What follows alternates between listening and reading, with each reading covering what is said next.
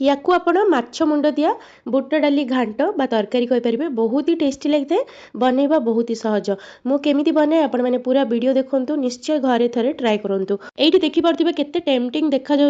रुटी भात परोटा सबुथ तरकारी आप खाईपर मत तो रुटी खावाई बहुत भल लगे आपन को पसंद कि नहीं निश्चय कमेंट करके जनइबे कौ जगार देखुं निश्चय कहे। तेज चलतु रेसिपी स्टार्ट करवा। नमस्कार मु मिली आप समस्त को होम फूड चैनल को बहुत बहुत स्वागत करुँची। मु गोटे कप बुट डाली बा चना डाली नहीं 2 ରୁ 3 घंटा पानी रे बतुरी देइछि। ता सहित एठी देखंतु मु 1/4 कप बा गोटे मुठा पाखापाखि नहीं भजा मुग डाली अल्प टिके जदि आपण एमती भजा मुग डाली देकी बनेबे टेस्ट बहुत बढ़िया आसीबो किंतु आपण चाहिले स्किप करि परिबे केवल बुट डाली रे भी बने परिबे। एठी मु 2-3 घंटा बतुरी देइछि सिजिबा पई कम समय लागिबो आपण चाहिले डायरेक्ट भी करि परिबे बिना बतुरी की। तो सब डाली को मु एठी कुकर रे दे देली ता सहित बुडीला बलिया पानी देइछि गोटे तेजपत्र गोटे दालचीनी 2टा बड़ गुजराती ता सहित स्वाद हिसाब रे लूण अल्प टिके हलदी गुंड ये सबको देखिए आम कुकर लिड को बंद करदेबा मीडियम फ्लेम रे 2टा हुइसिल आसीबा जे याकू कुक करबा। ध्यान रखिबा बेसी डाली को ओवर कुक करबेनी। एठी देखंतु मु 4 फाळ माछ मुंड 2 पीस पेटी माछ नेइछि। एठी मु रोही माछर मुंड नेइछि आपण भाकुर मिरिकाली जोटा भी पसंद नहीं परिबे।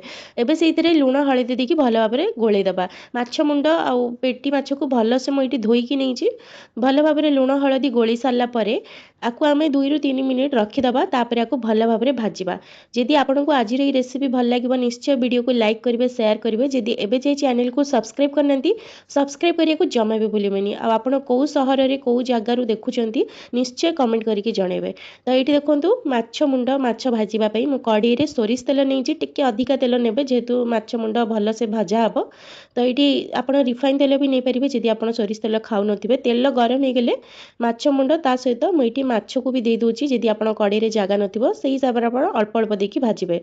जेहेतु ये पेटी माछ मु नहीं पेटी माछ जल्दी भाजी जाए और पेटी माछ रे लंबा कंटा थिबारु ए डाली बा घांट पकेले बहुत भल लगी था बेसी कंटा आपन को जना पड़िबनी तरकारी आपन चाहिले बाछि की भी कंटा तरकारी पके परिबे। तो एठी देखंतु कवर करके हल्का कवर करके भाजिबे जहा द्वारा तेल जमा भी आपन को ऊपर को छिटकीबनी बा गैस रो चारिपटे हेबनी। गोटे साइड टिके भाजी आसलानी एबा कोल्टे दबा एमती उल्टो पाल्टो करके पूरा लाल लाल कड़ा करके भाजिबा। जदि आपन मुंड को भल से भाजिबेनी भितरु टिके कंचा रहइबो ताहले सेटा घांटी गला परे तरकारी रे आइंसिनिया स्मेल आसीबो जदि भल से भाजिबे टेस्ट बहुत बढ़िया आसीबो। तो एठी देखंतु पेटी माछ भाजी जाइतिला हम ताको बाहर कर देली मुंड को आउ किछि समय भाजिली पूरा एमती देखंतु लाल लाल हवा जे भाजिबे एमती भाजी गले आमे को गोटे प्लेट को बाहर कर देबा। सेही कड़े रे एबे भी तेल अछि सेही तेल रे ही आमे पूरा तरकारी करबा। तो एठी तेल गरम अछि सेतरे मु 2टा कट्टा प्याज दे दोछि प्याज को मु एठी पूरा चुन चुन काटी की नेछि पेस्ट करके जमा भी देबेनी काटी की ही देबे टेस्ट भल आसीबो। प्याज को आमे लाल लाल हवा जे भाजिबा ता भितर एठी देखंतु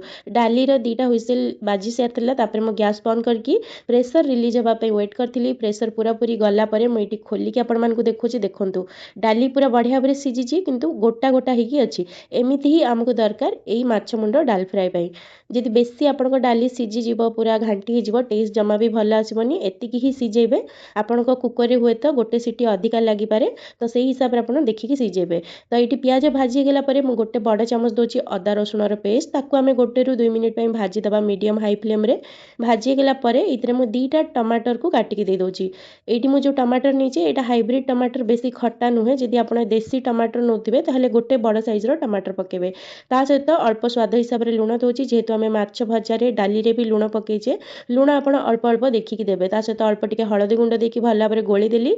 राग पई आ कलर पई एठी मु 1.5 बड़ चमच काश्मीरी लंका गुंड नीची ता सहित गोटे बड़ चमच धनिया गुंड ए सब को आमे भला भाबरे गोळी की कवर करके लो फ्लेम रे कसी कसी कसी की भाजिबा जेबे जे टमाटर पूरा बढ़िया भाबरे मिसी जायनी। एठी टमाटर रो पानी बाहरिबो टमाटर पानी रे ही बहुत बढ़िया भाबरे मसला कसी जिवो जदि आपन को दरकार पड़े तो अल्प पानी देकी कसी परिबे। तो एबे देखंतु टमाटर एमती पूरा भल से मिसी गला परे लास्ट में गोटे बड़ चमच दोछि मीट मसला अल्प टिके कसूरी मेथी सब को भला भाबरे मिसई साला परे इतरे भाजी की रखथिबा माछ आ माछ मुंड को दे दबा। यदि आपण घरे छोट छुआ अछंती तो आपण माछ को कोन करिवे बाछि देबे तार कंटा तापरे पकेबे जेहेतु एटा पेटी पीस तो कंटा बहुत इजीली तरकारी रे बाछि हे जाय तो सेति पे मु कंटा बाहर करनी डायरेक्ट पके दोछि। माछ माछ मुंड पके कि आकु भल भाबरे हमें मसला रे एमती भांगी भांगी दबा और मसला रे मिसेगी आउ 3 ରୁ 4 मिनिट पई कसी दबा जहा द्वारा माछ मुंड भितरे पूरा बढ़िया भाबरे मसला पसी जिवो टेस्ट बहुत भल आसीबो। ए सब को देखंतु म एमती टिके भांगी देली एबे आकु भल भाबरे गोळे की पूरा लो फ्लेम रे कषिबा बिल्कुल भी पानी दबा दरकार नहीं सेमती ही आपण लो फ्लेम रे कषिबे देखिए बहुत बढ़िया भाव एटा कषि जो बास्ना भी बहुत बढ़िया आसीबो एमती भल से गोलेकी कवर करके आकु आमे गोटे गोटे मिनिट पई कवर करबा और कषिबा तो ये देखो गोटे मिनिट पर मुझे आपको देखुची गोलेकी बिल्कुल भी आपंकर लगे पूरा लो फ्लेम रे करेंगे एमती पूरा भल भाव में कषि हो गला ही आम सीझेक रखा डाली को दबा एठी मु जो माछ मुंड नहीं मीडियम साइज अच्छी से दीटा नहीं जदि आप बड़ साइज मुंड ने ताले गोटे ने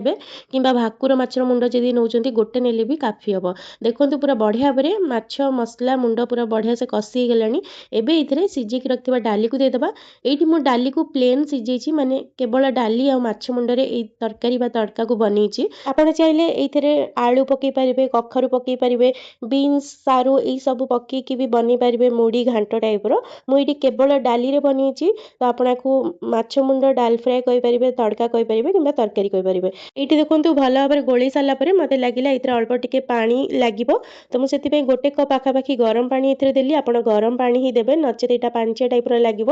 गरम पानी देकी गोली सारापर गैस फ्लेम को हाई करदे ये अध छोट चामच दूसरी गरम मसला यहाँ होममेड गरम मसला ता सहित पानी देली बोली अल्प टिके लुण दूसरी एवं गोलेकी कवर करके 4 ରୁ 5 मिनिट लो फ्लेम रे फुटिबा को छाड़िबा जेते भल सेटा सिजिबो सेते बढ़िया टेस्ट आसीबो तो एठी देखंतु 4-5 मिनिट हे गेलानी एई स्टेज रे बहुत बढ़िया बास्ना आछी आ देखंतु तरकारी रो कंसिस्टेंसी भी पूरा परफेक्ट लागुची कारण ठंडा हला पर एटा आउ टिके बहलिया हबो लास्ट रे किछि कटा जाइतिबा धनिया पत्र देकी मिसै दबा कवर करके गैस बंद करके आकू आमे 5-10 मिनिट पई साइड रख दबा तापर म आपण मानकू खोलिकी देखौची एठी देखंतु माछ मुंडा दिया बुट डाली तरकारी एठी हमर पूरा पूरी रेडी सर्व करिया पे देखि परथिबे केते टेम्पटिंग देखा जाउची बहुत बढ़िया बास्ना आस्तुला